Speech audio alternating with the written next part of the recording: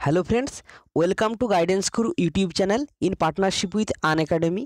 আজ আমরা আলোচনা করব আরআরবি এনটিপিসি এবং group D GK mock test সিরিজের 40 নম্বর প্র্যাকটিস সেট। তোমরা যদি আমাদের এই সিরিজটির আগের প্র্যাকটিস সেটগুলি না দেখে থাকো তাহলে অবশ্যই আমাদের প্লেলিস্টে গিয়ে আগের ক্লাসগুলি দেখে নিও এবং প্রত্যেক দিন সন্ধ্যে 7টার থেকে আমাদের ক্লাসগুলো হচ্ছে, তাহলে তোমরা প্রত্যেক দিন সন্ধ্যে 7টার থেকে আমাদের ক্লাসগুলি দেখতে থাকো, আমাদের ভিডিওগুলি সম্পূর্ণভাবে দেখার চেষ্টা করো এবং প্রত্যেকটা কোশ্চেনকেই কিন্তু তোমরা নিজেরা প্রথমে কমেন্ট বক্সে অ্যান্সারটা করে একটু জানানোর চেষ্টা করো। তাহলে শুরু করা যাক আজকের মক টেস্ট। আজকের মক টেস্টের প্রথম কোশ্চেন হলো, এগুলির মধ্যে কোনটি কালিদাসের রচনা? কাদম্বরী, হর্ষচরিত, গীতগোবিন্দ, রঘুবংশ। অর্থাৎ এই চারটি বইয়ের মধ্যে কালিদাসের রচনা কোনটি? তাহলে তোমরা যারা অ্যান্সারগুলো দিতে পারবে অবশ্যই কিন্তু তোমরা কমেন্ট বক্সে একটু অ্যান্সারগুলো কমেন্ট করে জানানোর চেষ্টা করো। তাহলে এক্ষেত্রে আমাদের যেটা কারেক্ট অ্যান্সার হয়ে যাবে, এগুলির মধ্যে যে বইটি কালিদাস রচনা করেছিলেন সেটি হলো Raghuvamsha. Option D is the correct answer. Raghuvamsha কালিদাসের রচনা। তাহলে এখানে বাকি যে বইগুলি আছে তাদের লেখকের নামগুলো আমরা একটু জেনে নেব। কাদম্বরী এবং হর্ষচরিত এই দুটি বই রচনা করেছিলেন বাণভট্ট। বাণভট্ট ছিলেন পশুপতি বংশের সম্রাট হর্ষবর্ধনের সভাকবি এবং তিনি এই কাদম্বরী এবং হর্ষচরিত বইটি রচনা করেছিলেন। গীতগোবিন্দ রচনা করেছিলেন কবি জয়দেব। কবি জয়দেব ছিলেন যে আমাদের সেন বংশের রাজা লক্ষণ সেন। লক্ষণ সেনের সভায় কিন্তু জয়দেব ছিলেন এবং তিনি এই গীতগোবিন্দ বইটির রচনা করেছিলেন। আমাদের পরবর্তী কোশ্চেন, নীলদর্পণ কার লেখা? নীলদর্পণ একটি নাটক, এই নাটকটি কে রচনা করেছিলেন? তাহলে এক্ষেত্রে যেটা আমাদের কারেক্ট অ্যান্সার হয়ে যাবে, নীলদর্পণ নাটকটি রচনা করেছিলেন হরিশ্চন্দ্র মুখার্জি করেননি, কালীপ্রসন্ন সিংহ করেননি, মধুসূদন দত্ত করেননি, এটি রচনা করেছিলেন Dinabandhu Mitra. Option B is the correct answer. Nildarpan নাটকটি রচনা করেছিলেন দীনবন্ধু মিত্র এবং এটিকে ইংরেজিতে অনুবাদ করেছিলেন মাইকেল মধুসূদন দত্ত। তাহলে কোশ্চেনটা যদি আসতো যে নীলদর্পণ নাটকটি ইংরেজিতে কে অনুবাদ করেছিলেন, সেক্ষেত্রে আমাদের উত্তর হয়ে যেত Michael Madhusudan Dutta. Next question, দিল্লির সুলতানিতে কোন বিখ্যাত কবিকে হিন্দুস্তানের তোতা পাখি বলা হতো? অর্থাৎ দিল্লির সুলতানি বংশে কোন বিখ্যাত কবিকে হিন্দুস্তানের তোতা পাখি বলা হতো? তাহলে এক্ষেত্রে এটা আমাদের সঠিক উত্তর হয়ে যাবে, দিল্লির সুলতানিকে যে বিখ্যাত কবিকে হিন্দুস্তানের তোতা পাখি বলা হতো তিনি হলেন Amir Khusrau. Option D is the correct answer. Amir খসরুকে দিল্লির সুলতানিতে হিন্দুস্তানের তোতা পাখি বলা হতো এবং এই যে আমির খসরু তিনি আলাউদ্দিন খলজির রাজসভাতে বিরাজ করতেন এবং তাকে তুতি হিন্দ বা হিন্দুস্তানের তোতা পাখি বলা হতো। নেক্সট কোশ্চেন, কোন মুঘল শাসক জিন্দা পীর নামে পরিচিত ছিলেন? অর্থাৎ যে মুঘল সম্রাট জিন্দা পীর নামে পরিচিত ছিলেন তিনি কে? আকবর, শাহজাহান, জাহাঙ্গীর নাকি ঔরঙ্গজেব? তাহলে এক্ষেত্রে আমাদের সঠিক উত্তর হয়ে যাবে, যে মুঘল শাসক জিন্দা পীর নামে পরিচিত ছিলেন তিনি হলেন Aurangzeb. Option D is the correct answer. ঔরঙ্গজেবকে জিন্দা পীর বলা হতো এবং ঔরঙ্গজেবের সময়কাল ছিল 1658 খ্রিস্টাব্দ থেকে 1707 খ্রিস্টাব্দ পর্যন্ত এবং এই ঔরঙ্গজেবের রাজত্বকালেই কিন্তু মুঘল সাম্রাজ্যের বিস্তারটা সর্বাধিক হয়েছিল। অর্থাৎ আকবরের সময় যে প্রভিন্সের সংখ্যা ছিল 15টি এবং সেটা কিন্তু ঔরঙ্গজেবের সময় হয়ে গিয়েছিল 22টি। তোমরা অবশ্যই এই দুটো প্রভিন্সের সংখ্যা একটু মনে রাখবে। আকবরের সময় 15টি প্রভিন্স ছিল এবং ঔরঙ্গজেবের সময় প্রভিন্সের সংখ্যা ছিল 22টি। নেক্সট কোশ্চেন, সুবর্ণরেখা নদী কোন জেলা দিয়ে প্রবাহিত? অর্থাৎ পশ্চিমবঙ্গের কোন জেলার উপর দিয়ে সুবর্ণরেখা নদী প্রবাহিত হয়েছে? পশ্চিম মেদিনীপুর, পূর্ব মেদিনীপুর, বাঁকুড়া নাকি পুরুলিয়া? তাহলে এক্ষেত্রে যেটা আমাদের সঠিক উত্তর হয়ে যাবে, সুবর্ণরেখা নদীটি পশ্চিমবঙ্গের যে জেলার মধ্য দিয়ে প্রবাহিত হয়েছে সেটি হলো পশ্চিম Medinipur. Option A is the correct answer. এটা পশ্চিম মেদিনীপুর জেলার মধ্য দিয়ে প্রবাহিত হয়েছে সুবর্ণরেখা নদীটি। আমরা যদি একটু দেখি সুবর্ণরেখা নদী এটি ভারতের একটি নদী এবং এটি 3টি রাজ্যের মধ্য দিয়ে প্রবাহিত হয়েছে। সেই 3টি রাজ্য হলো ঝাড়খণ্ড, উড়িষ্যা এবং পশ্চিমবঙ্গ। এই 3টি রাজ্যের উপর দিয়ে এটি প্রবাহিত হয়েছে এবং যে সমস্ত সিটিগুলি বা শহরগুলির উপর দিয়ে এই নদীটি প্রবাহিত সেগুলি হলো চন্ডিল, জামশেদপুর, ঘাটশিলা, গোপীবল্লভপুর, জালেশ্বর, ভোগরাই এবং বালিয়াপাল। তোমরা অবশ্যই এই সিটিগুলো একটু মনে রাখার চেষ্টা করবে কারণ সুবর্ণরেখা একটা খুব গুরুত্বপূর্ণ নদী, এখান থেকে কোশ্চেন আসার সম্ভাবনা রয়েছে। নেক্সট কোশ্চেন, গারো খাসি জয়ন্তিয়া পাহাড়ের কোন দিকে শিলং অবস্থিত? অর্থাৎ গারো খাসি জয়ন্তিয়া পাহাড়ের কোন দিকে শিলং অবস্থিত? তাহলে এক্ষেত্রে যেটা আমাদের সঠিক উত্তর হয়ে যাবে, গারো খাসি জয়ন্তিয়া পাহাড়ের যেদিকে শিলং অবস্থিত সেটি হলো পূর্ব দিক। অর্থাৎ গারো খাসি জয়ন্তিয়া পাহাড়ের পূর্ব দিকে কিন্তু শিলং অবস্থিত। শিলং হলো মেঘালয়ের রাজধানী এবং এই যে গারো খাসি জয়ন্তিয়া এগুলোও কিন্তু মেঘালয়ে অবস্থিত। নেক্সট কোশ্চেন, নৈনিতাল লেক কোন রাজ্যে অবস্থিত? অর্থাৎ নৈনিতাল যে লেক সেটি কোন রাজ্যে অবস্থিত? উত্তরপ্রদেশ, হিমাচল প্রদেশ, উত্তরাখণ্ড নাকি জম্মু ও কাশ্মীর?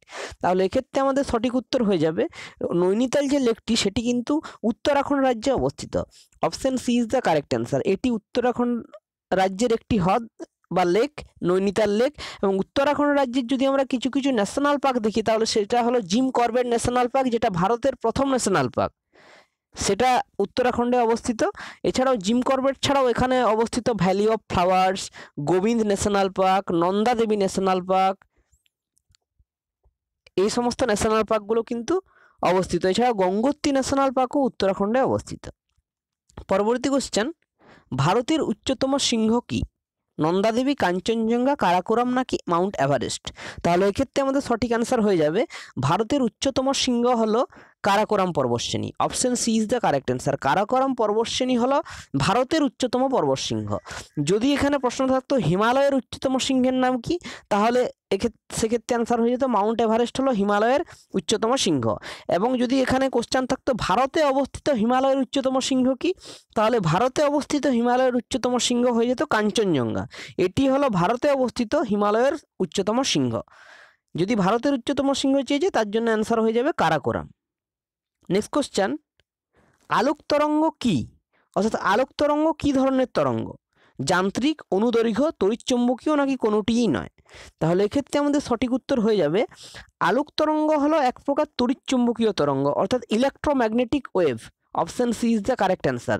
লাইট ওয়েভ বা আলোক তরঙ্গ হচ্ছে একটা ইলেকট্রোম্যাগনেটিক ওয়েভ বা তড়িৎচুম্বকীয় তরঙ্গ। একটি অনুদৈর্ঘ্য তরঙ্গের উদাহরণ তাহলে কি? একটি অনুদৈর্ঘ্য তরঙ্গের উদাহরণ হলো শব্দ তরঙ্গ বা সাউন্ড ওয়েভ। সাউন্ড ওয়েভ হচ্ছে একটি অনুদৈর্ঘ্য তরঙ্গের উদাহরণ। পরবর্তী কোশ্চেন, ক্লোরিন গ্যাস বাতাসের চেয়ে কত গুণ বেশি ভারী? অর্থাৎ ক্লোরিন যে গ্যাসটা সেটা কিন্তু বাতাসের থেকে ভারী। In terms of weight chlorine কিন্তু বাতাস বা এয়ারের থেকে ভারী। তাহলে এক্ষেত্রে ক্লোরিন গ্যাসটা যেটা বাতাসের থেকে কত গুণ বেশি ভারী? এক্ষেত্রে সঠিক উত্তর হয়ে যাবে ক্লোরিন গ্যাস বাতাসের চেয়ে 2.5 গুণ ভারী, অর্থাৎ 2.5 গুণ কিন্তু এটি বাতাসের থেকে ভারী। তাহলে B is the correct answer. Next question, anopheles মশা কোন রোগের জীবাণুবাহক? অর্থাৎ অ্যানোফিলিস মশাগুলি যে রোগটি বহন করে সেই রোগটি কি? তাহলে এক্ষেত্রে আমাদের যেটা সঠিক উত্তর হয়ে যাবে অ্যানোফিলিস মশা যে রোগটি জীবাণু বহন করে সেটি হলো malaria. Option C is the correct answer. Anopheles মশা মেনলি কিন্তু ম্যালেরিয়া রোগের জীবাণুটাকে বহন করে এবং এটা প্রধানত বহন করে স্ত্রী অ্যানোফিলিস মশা, অর্থাৎ ফিমেল অ্যানোফিলিস মসকিউটোস ম্যালেরিয়া রোগের জীবাণু বহন করে। Option C is the correct answer. Next question, কোন রোগ রক্ত দ্বারা সংক্রামিত হয়? কলেরা, টিউবারকুলোসিস, এইডস নাকি পোলিও? তাহলে এখানে যে এই 4টি রোগ দেওয়া আছে তাদের মধ্যে যে রোগটি রক্ত দ্বারা সংক্রামিত হয় সেটি হলো অপশন সি, এইডস রোগ। অর্থাৎ এইডস যে রোগ, এইডস রোগটি একটি ভাইরাল ডিজিজ এবং এটি এইচআইভি ভাইরাসের কারণে হয় এবং এটি কিন্তু রক্ত দ্বারা সংক্রামিত হতে পারে। বাকি যে সমস্ত রোগগুলি আছে সেগুলি কিন্তু রক্ত দ্বারা সংক্রামিত হয় না। এবং পোলিও যে রোগটি এটিও কিন্তু একটা ভাইরাল ডিজিজ, যেটা পোলিও ভাইরাসের কারণে হয়। এবং কলেরা রোগটা হলো একটা প্রোটোজোয়ান ডিজিজ, মেনলি যেটা ভিব্রিও কলেরি প্রোটোজোয়ার জন্য কিন্তু হয়। নেক্সট কোশ্চেন, ইনসুলিন নির্গত হয় কোথা থেকে? অর্থাৎ ইনসুলিন হলো আমাদের মানব শরীরের কোথা থেকে নির্গত হয়? ইনসুলিন হচ্ছে একটা হরমোন, সেই হরমোনটি মানব শরীরের কোথা থেকে নির্গত হয়? তাহলে এক্ষেত্রে আমাদের সঠিক উত্তর হয়ে যাবে ইনসুলিন নির্গত হয় প্যানক্রিজ থেকে। অর্থাৎ আমাদের যে প্যানক্রিজ, সেই প্যানক্রিজ থেকে কিন্তু ইনসুলিন নির্গত হয়। প্যানক্রিজ বলতে এখানে অগ্নাশয় গ্রন্থির কথা বলা হয়েছে এবং প্যানক্রিজ বা অগ্নাশয় গ্রন্থির আইলেটস অফ ল্যাঙ্গারহ্যান্সের যে বিটা কোষ, সেই বিটা কোষ থেকে কিন্তু ইনসুলিনটা নির্গত হয়। তোমরা এটা কিন্তু একটু স্পেসিফিক মনে রাখবে যে ইনসুলিনটা প্যানক্রিজ বা অগ্নাশয়ের আইলেটস অফ ল্যাঙ্গারহ্যান্সের বিটা কোষ থেকে নির্গত হয়। এবং যে পিটুইটারি গ্রন্থি বা পিটুইটারি গ্ল্যান্ড, এটা মাস্টার গ্ল্যান্ড বা প্রভু গ্রন্থি নামে কিন্তু পরিচিত। নেক্সট কোশ্চেন, স্তনগ্রন্থি কোন গ্রন্থির পরিবর্তিত রূপ? অর্থাৎ স্তনগ্রন্থি যে গ্রন্থিটির পরিবর্তিত রূপ সেটি কি? তাহলে এক্ষেত্রে আমাদের সঠিক উত্তর হয়ে যাবে স্তনগ্রন্থিটি যে গ্রন্থিটির পরিবর্তিত রূপ সেটি কিন্তু ঘর্মগ্রন্থি নয়, লালাগ্রন্থিও নয় বা ল্যাক্রিমাল গ্রন্থিও নয়, এটি হয়ে যাবে সিবেসিয়াস গ্রন্থি বা সিবেসিয়াস গ্ল্যান্ড। তাহলে স্তনগ্রন্থি হলো সিবেসিয়াস গ্রন্থির একটি পরিবর্তিত রূপ। Option B is the correct answer. আমাদের পরবর্তী কোশ্চেন, নিচের কোন অ্যাসিডটি সোনা দ্রবীভূত করতে পারে? তাহলে সোনাটা হচ্ছে এমন একটি ধাতু যেটা সহজেই কিন্তু দ্রবীভূত হয় না, কিন্তু সোনা দ্রবীভূত করতে অ্যাকুয়া রিজিয়া ব্যবহার করা হয়, অ্যাকুয়া রিজিয়া। এবং এই অ্যাকুয়া রিজিয়া কি দ্বারা গঠিত হয়? অ্যাকুয়া রিজিয়া গঠিত হয় 3 আয়তন গাঢ় হাইড্রোক্লোরিক অ্যাসিড এবং 1 আয়তন গাঢ় নাইট্রিক অ্যাসিডের মিশ্রণকে আমরা অ্যাকুয়া রিজিয়া বলা হয়। তাহলে হাইড্রোক্লোরিক অ্যাসিড এবং নাইট্রিক অ্যাসিড এই দুটো একসাথে মিক্সচার হয়ে কিন্তু সোনাটাকে দ্রবীভূত করতে পারে। তাহলে এক্ষেত্রে আমাদের সঠিক উত্তর হয়ে যাবে HNO3। Option A is the correct answer. HNO3 কিন্তু সোনা দ্রবীভূত করতে পারে। বাকি যে H2SO4 পারে না, HClO4 পারে না এবং H2O2 কিন্তু পারে না। নেক্সট কোশ্চেন, ওয়াটার গ্যাস কিসের মিশ্রণ? অর্থাৎ ওয়াটার গ্যাস যেটা, সেটা কোন কোন দুটি বস্তুর বা গ্যাসের মিশ্রণ? তাহলে এক্ষেত্রে আমাদের কারেক্ট অ্যান্সার যেটা হয়ে যাবে, ওয়াটার গ্যাস হলো কার্বন মনোক্সাইড এবং হাইড্রোজেনের মিশ্রণ।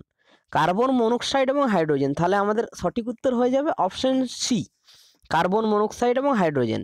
এক্ষেত্রে তোমরা কিন্তু মনে রাখবে, কার্বন মনোক্সাইড এবং নাইট্রোজেনের যে মিশ্রণ তাকে আমরা কি বলবো? তাকে আমরা কিন্তু বলবো প্রোডিউসার গ্যাস। তাহলে এই দুটোর মধ্যে কিন্তু তোমরা গুলিয়ে ফেলো না। কার্বন মনোক্সাইড এবং হাইড্রোজেন যেটা, সেটা হলো ওয়াটার গ্যাস, এবং কার্বন মনোক্সাইড এবং নাইট্রোজেন যেটা, সেটা হলো producer gas. Next question, Jammu ও কাশ্মীরে কতগুলি অফিসিয়াল ল্যাঙ্গুয়েজ আছে? অর্থাৎ জম্মু ও কাশ্মীরে অফিসিয়াল ল্যাঙ্গুয়েজের সংখ্যা কত? তাহলে এক্ষেত্রে যেটা আমাদের সঠিক উত্তর হয়ে যাবে, জম্মু অ্যান্ড কাশ্মীর যেটা আমাদের একটা নতুন ইউনিয়ন টেরিটরি হলো 2019 সালে, সেখানে যে অফিসিয়াল ল্যাঙ্গুয়েজগুলো আছে সেখানে কিন্তু 5টি অফিসিয়াল ল্যাঙ্গুয়েজ আছে। Option C is the correct answer. Jammu and কাশ্মীরে অফিসিয়াল ল্যাঙ্গুয়েজের সংখ্যা হলো 5টি। তাহলে আমরা দেখে নেব, এই যে জম্মু অ্যান্ড কাশ্মীরের অফিসিয়াল ল্যাঙ্গুয়েজ বিল যেটা 2020 অর্থাৎ লেটেস্ট যেটা, সেটা অনুযায়ী জম্মু অ্যান্ড কাশ্মীরের অফিসিয়াল ল্যাঙ্গুয়েজ 5টি। সেগুলি হলো কাশ্মীরি, ডোগরি, হিন্দি, ইংলিশ এবং উর্দু। এই 5টি হলো জম্মু অ্যান্ড কাশ্মীরের official language. Next question, Kosi rail mega bridge কোথায় উদ্বোধন করা হয়েছে? তাহলে সম্প্রতি যে কোসি রেল মেগা ব্রিজ উদ্বোধন করা হলো সেটা কোথায় করা হলো?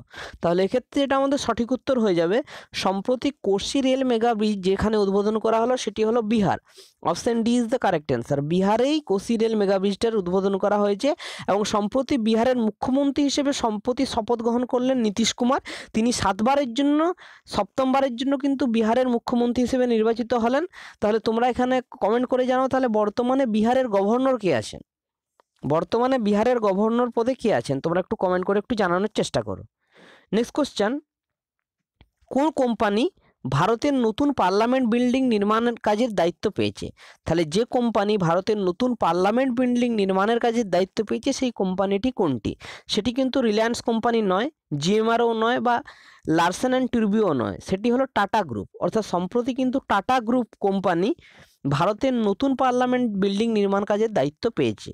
অর্থাৎ টাটা গ্রুপেই কিন্তু হাইয়েস্ট বিডার। নেক্সট কোশ্চেন, প্রথম ভারতের কোন ডেয়ারি ফার্ম রাবোব্যাংকস গ্লোবাল টপ 20 লিস্টে স্থান পেয়েছে? অর্থাৎ সম্প্রতি যে ডেয়ারি ফার্মটি রাবোব্যাংক গ্লোবাল টপ 20 লিস্টে স্থান পেয়েছে সেটি কোনটি? সেটি হচ্ছে প্রথম ভারতের ডেয়ারি ফার্ম। তাহলে এক্ষেত্রে আমাদের সঠিক উত্তর হয়ে যাবে, সেটি কিন্তু মাদার ডেয়ারি নয়, নেসলেও নয়, ক্যাডবেরিও নয়, এটি হলো আমুল ইন্ডিয়া। সম্প্রতি তাহলে আমুল ইন্ডিয়া ভারতের প্রথম ডেয়ারি ফার্ম যেটি রাবোব্যাংকস গ্লোবাল টপ 20 লিস্টে স্থান পেয়েছে। তাহলে আমরা একটু আমুল ইন্ডিয়া সম্পর্কে জেনে নেব।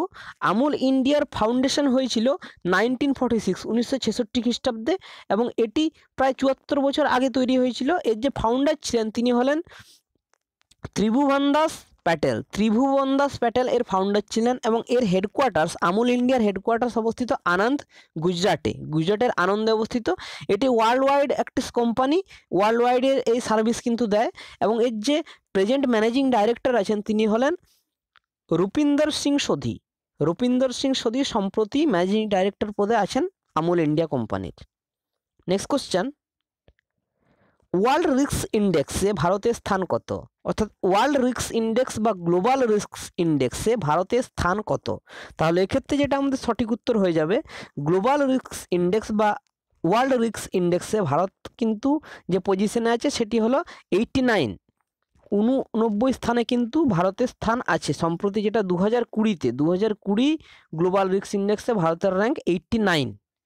এবং এটা পাবলিশ করে কে? এটা পাবলিশ করে United Nations university for environment and human security, publish করে প্রত্যেক বছর এই ইন্ডেক্সটা। এবং এখানে যে রিস্কের কথা বলা হয়েছে সেটা কোন কোন দিক থেকে রিস্কের কথা বলা হয়েছে?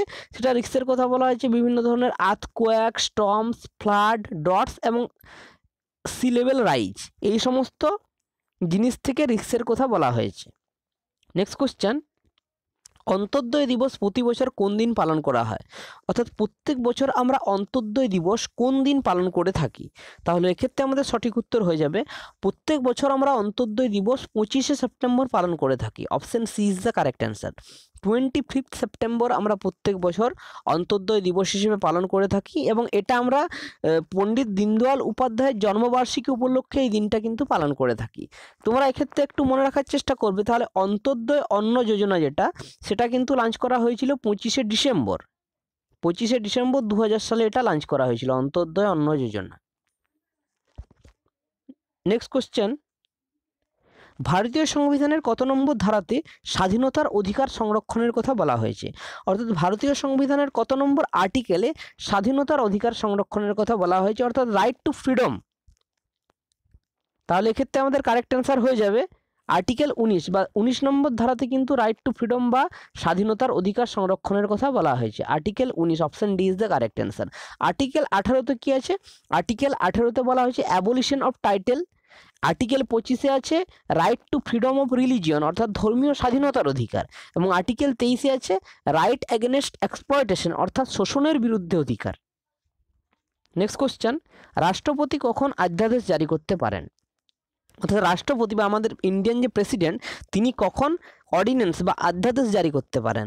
তাহলে এক্ষেত্রে যেটা আমাদের সঠিক উত্তর হয়ে যাবে রাষ্ট্রপতি যে সময় অধ্যাদেশ জারি করেন সেই সময় সংসদের কোনো অধিবেশন চলে না, অর্থাৎ সংসদের অধিবেশন না চলাকালীন কিন্তু রাষ্ট্রপতি অধ্যাদেশটি জারি করতে পারেন। তাহলে আমাদের সঠিক উত্তর হয়ে যাবে অপশন বি, সংসদের অধিবেশন না চলাকালীন রাষ্ট্রপতি অধ্যাদেশ জারি করতে পারেন এবং তিনি ভারতীয় সংবিধানের 123 নম্বর ধারা অনুযায়ী অর্থাৎ আর্টিকেল 123 বা 123 নম্বর ধারা অনুযায়ী কিন্তু তিনি অধ্যাদেশটি জারি করেন এবং এই অধ্যাদেশটি পার্লামেন্ট বা সংসদের নতুন অধিবেশন বসার 6 সপ্তাহের মধ্যে কিন্তু এটাকে অ্যাপ্রুভ করতে হয় পার্লামেন্ট দ্বারা, 6 উইকের মধ্যে কিন্তু এটাকে অ্যাপ্রুভ করতে হয়।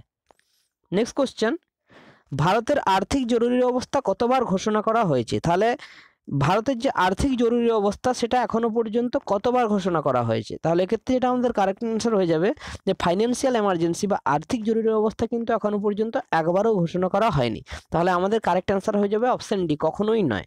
এখনো পর্যন্ত আর্থিক জরুরি অবস্থা একবারও ঘোষণা করা হয়নি এবং আর্থিক জরুরি অবস্থার কথা বলা হয়েছে আমাদের ভারতীয় সংবিধানের 360 নম্বর আর্টিকেলে, 360 আর্টিকেল নাম্বার 360-তে আর্থিক জরুরি অবস্থা বা ফাইন্যান্সিয়াল এমার্জেন্সির কথা বলা হয়েছে। নেক্সট কোশ্চেন, পথের দাবি এই বইটির রচনা কে করেছিলেন?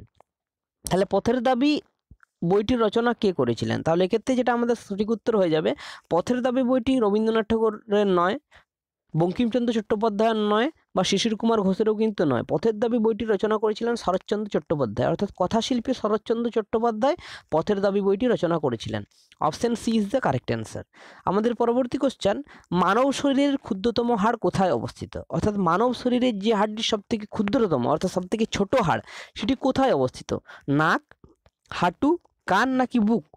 তাহলে এখানে আমাদের হাড়ের নামটা জিজ্ঞেস করেনি, এখানে সেটি কোথায় অবস্থিত সেটি জানতে চেয়েছে। তাহলে প্রথমত আমাদের জানতে হবে যে আমাদের মানব শরীরের ক্ষুদ্রতম হাড় কোনটি। আর তাহলে মানব শরীরে আমাদের ক্ষুদ্রতম হাড় হলো স্টেপিস এবং এই স্টেপিস কিন্তু আমাদের অন্তঃকর্ণে অবস্থিত, অর্থাৎ আমাদের কানের অভ্যন্তরে অবস্থিত। তাহলে আমাদের সঠিক উত্তর হয়ে যাবে অপশন সি, কান। তাহলে মানব শরীরের ক্ষুদ্রতম হাড় অবস্থিত কানে এবং কানের যে 3টি হাড় থাকে স্মেলিয়াস, ইনকাস এবং স্টেপিস, তাদের মধ্যে স্টেপিসটা হলো সবথেকে ছোট হাড়। তাহলে মানব শরীরের সবথেকে বৃহত্তম হাড়ের নাম কি? তাহলে মানব শরীরের সবথেকে বৃহত্তর হাড়ের নাম হলো ফিউমার এবং এটাকে থাইবোনও বলা হয়, ফিউমার বা থাইবোন বলা হয়। নেক্সট কোশ্চেন অর্থাৎ আজকের আমাদের মক টেস্টের শেষ কোশ্চেনে আমরা হাজির হয়ে গেছি। এটি হলো ম্যান বুকার পুরস্কার কোন ক্ষেত্রে দেওয়া হয়? খুব একটা ইম্পর্ট্যান্ট এবং very very important question for your upcoming exam. তাহলে ম্যান বুকার পুরস্কার যে ক্ষেত্রে দেওয়া হয় সেটি কোন ক্ষেত্রে? সিনেমা, শিল্প, সাহিত্য নাকি সঙ্গীত? তাহলে এটা তোমরা কিন্তু প্রত্যেকেই ভিডিওটা সম্পূর্ণভাবে দেখার পর কমেন্ট বক্সে কমেন্ট করে জানানোর চেষ্টা করবে যে ম্যান বুকার পুরস্কার কোন ক্ষেত্রে দেওয়া হয়, এবং তার সাথে তোমাদেরকে বলতে হবে 2020 সালের ম্যান বুকার পুরস্কার কে পেয়েছেন এবং তিনি কোন বইয়ের জন্য পেয়েছেন। তাহলে এই তিনটে জিনিস তোমাদের একটু দেখতে হবে যে ম্যান বুকার পুরস্কারটা কোন ক্ষেত্রে দেওয়া হয় এবং 2020 সালে যে ম্যান বুকার পেয়েছেন তিনি কে এবং তিনি কিসের জন্য বা কিসের জন্য কিন্তু তিনি এই ম্যান বুকারটা পেয়েছেন। যদি সিনেমা হয় তাহলে কোন সিনেমার জন্য, যদি শিল্প হয় তাহলে কোন শিল্পের জন্য, যদি সাহিত্য হয় তাহলে কোন বইয়ের জন্য তিনি পেয়েছেন, এবং যদি সঙ্গীতের ক্ষেত্রে হয় তাহলে তিনি কোন গানের জন্য পেয়েছেন। তাহলে তোমরা এগুলো একটু কমেন্ট করে জানানোর চেষ্টা করবে ভিডিওটা সম্পূর্ণভাবে দেখার পর। তাহলে তোমরা যারা বাড়িতে বসে কম্পিটিটিভ এক্সামের প্রিপারেশন নিচ্ছ তাদের জন্য আনএকাডেমি কিন্তু হচ্ছে বেস্ট প্ল্যাটফর্ম। বাড়িতে বসে কম্পিটিটিভ এক্সামের প্রিপারেশন নেওয়ার জন্য তোমরা আনএকাডেমি লার্নিং অ্যাপের মাধ্যমে বাড়িতে বসেই লাইভ ক্লাসের মাধ্যমে সমস্ত কম্পিটিটিভ এক্সামের প্রিপারেশন পেয়ে যাবে, এবং এখানে তোমরা পেয়ে যাবে নিজেদের পছন্দ মতো এডুকেটর, নিজেদের পছন্দ মতো ব্যাচ। এছাড়াও প্রত্যেক দিনের কিন্তু একটা ওয়েল স্ট্রাকচার রুটিন তোমাদের প্রত্যেক জীবনে পেয়ে যাবে। এছাড়াও যে সমস্ত নিউ ফিচার্সগুলো আনএকাডেমি তোমাদের জন্য নিয়ে এসেছে, প্রত্যেকটা ক্লাসে কিন্তু ওয়ার্ল্ড ক্লাস টেকনোলজি ব্যবহার করা হচ্ছে। এছাড়াও ইন্টারেক্টিভ ক্লাস অর্থাৎ পোল সেকশন এবং চ্যাট সেকশনের মাধ্যমে কিন্তু তোমরা ডাইরেক্টলি ওয়েস্ট বেঙ্গলের টপ এডুকেটরদের সাথে কন্ট্যাক্ট করতে পারবে এবং তাদের সাথে একটা সম্পর্ক স্থাপন করতে পারবে, এবং তোমাদের যে সমস্যাগুলি সেগুলো তাদের কাছে তুলে ধরতে পারবে। এবং যে সমস্ত লিডার বোর্ডগুলি রয়েছে সেগুলো তোমাদের সেলফ ইভ্যালুয়েশন বা সেলফ অ্যানালিসিসে খুব সহায়তা করবে। এছাড়াও রয়েছে quiz, doubt clear class, test series, এছাড়াও ডুয়েল এডুকেটর ক্লাস অর্থাৎ একসাথে দুজন এডুকেটর তোমাদের সেম টপিককে বোঝাবেন এবং তোমাদের কাছে একটি স্বচ্ছ ধারণা তৈরি করতে সাহায্য করবেন। তাহলে তোমরা যারা এই আমাদের আনএকাডেমি প্লাস কোর্সটির সাবস্ক্রিপশন নিতে ইচ্ছুক তাদের জন্য রয়েছে 1 মাস, 3 মাস, 6 মাস, 1 বছর, এমনকি 2 বছরের কোর্স। সেক্ষেত্রে তোমরা যদি আমাদের টেলিগ্রাম গ্রুপে ব্যবহার করা স্পেশাল রেফারেল কোডটি ইউজ করো সেক্ষেত্রে কিন্তু তোমরা এই সমস্ত রেটের উপর ফ্ল্যাট 10% ডিসকাউন্ট কিন্তু পেয়ে যাবে। তাহলে তোমরা যারা আনএকাডেমি প্লাস সাবস্ক্রিপশন নিতে ইচ্ছুক তারা অবশ্যই কিন্তু আমাদের টেলিগ্রাম গ্রুপে জয়েন করে যাও। সেখানে রেফারেল কোডটি ব্যবহার করে কিন্তু তোমরা 10% ডিসকাউন্টটা নিতে পারো। তাহলে তোমরা আর দেরি না করেই আনএকাডেমি লার্নিং অ্যাপ ইনস্টল করে, লিঙ্ক তোমরা আমাদের ডেসক্রিপশন বক্সে পেয়ে যাবে, আজকের থেকেই তোমরা তোমাদের এক্সামের প্রস্তুতি শুরু করে দিতে পারো।